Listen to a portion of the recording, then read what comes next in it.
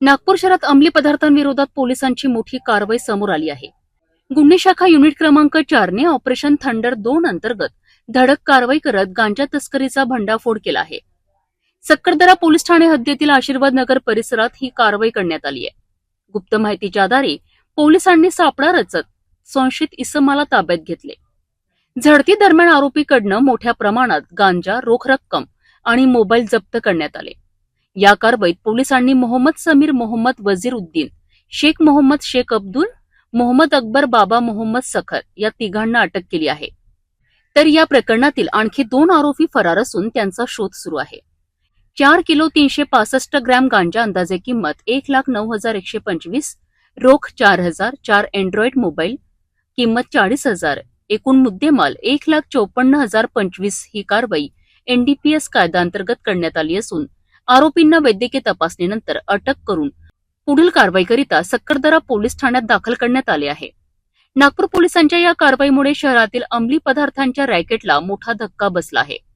फरार आरोपींचा शोध सुरू असून तपास अधिक खोलवर सुरू आहे। त्यांना गुप्त माहिती दिली की आशीर्वाद नगर सक्करदरा इथे बाहेरचे काही 2-4 व्यक्ती आहेत आणि तिथे गांजाचं विक्री सुरू आहे।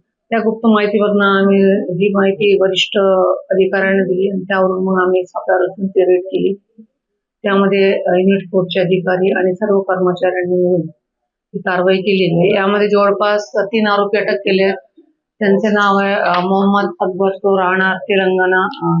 दुसरा आहे मोहम्मद जासिम वल्द, तो राहणार आहे मुंबईचा। आणि मोहम्मद समीर वजीरुद्दीन, तो पण राहणार तेलंगणाचा। यातील 2 जे मुख्य आरोपी आहेत ते फरार आहेत। त्यांचं नाव आहे मोहम्मद जहागीर, बाबा अब्दुल कादर आणि दुसरा अज्जू उर्फ राणा हैदराबाद, राज्य तेलंगणाचे हे आरोपी आहेत। आणि ही मॉडेल्स जवळपास हे यापूर्वी पण इथे आलेले आहेत आणि हे इथून गांजा घेऊन जातात आणि हैदराबाद मध्ये विक्री करतात, अशी यांची मॉडेल्स होती। 3 आरोपी आम्ही अटक केले, कारवाई केली। टोटल 4 किलो 365 किलोग्रामचा आम्ही गांजा जप्त केलाय आणि हे आरोपी आणि एकूण मुद्देमाल त्याचप्रमाणे 4 मोबाईल जप्त केलेले आहेत। असं आपण 1,54,000 रुपयाचा मुद्देमाल रिकव्हर केलेला आहे। आशीर्वाद नगरला ते किरायाचं घर आहे, साजिद म्हणून यांचं सज्जू, तो पण फरार आहे। त्याने जवळपास ते किरायाने दिलेलं होतं आणि तिथेच ते वरचं रूम रिकाम होतं। तिथं कोणाच्याच नावाची सध्या अजून भेटलेलं नाहीये की कोणाच्या नावावर ते रेंटनं दिलेलं आहे। त्याचा तपास सुरू आहे आणि त्यामुळे बाकी त्या बिल्डिंग मध्ये खाली फर्स्ट आणि ग्राउंड आणि फर्स्ट फ्लोअरला भाडेकरूच आहेत आणि वरच्या 2 रूम आहेत ते रिकामे होतं आणि तिथेच हे लोक मिळून आले। त्यामध्ये गांजा होता आणि हे सगळे तिथे हजर होते।